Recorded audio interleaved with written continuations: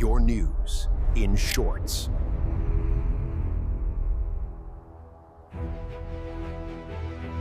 Good evening.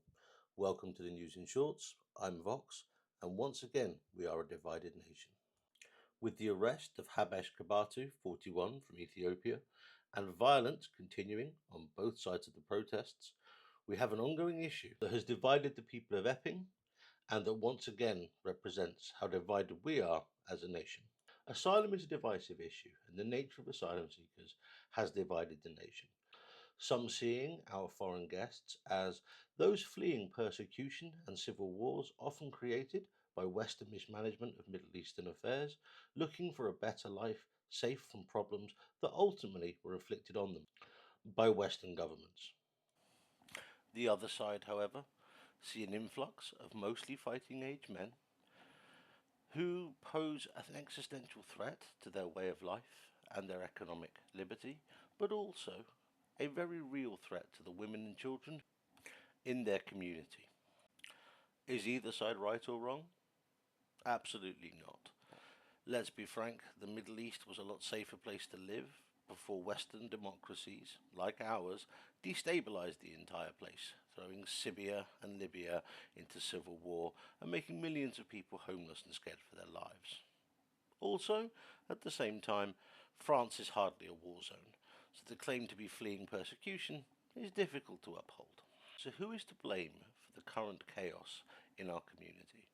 Surely it must be the police who allowed this to happen, who arrested one man only after he'd committed 3 offences against 3 separate children, leading to the unrest and the outrage that we see on the streets of Epping today.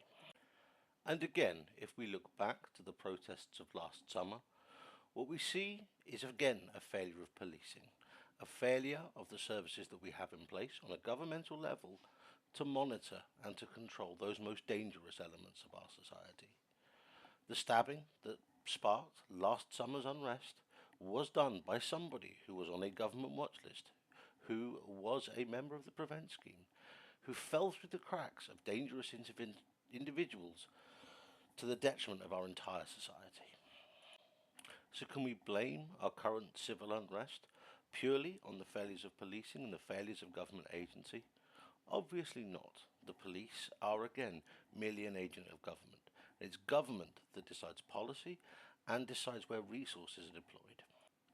Our current crisis in social and civil unrest is led entirely by the failure of government. Not this government, but every government, going back to the Blair years, both Tory and Labour.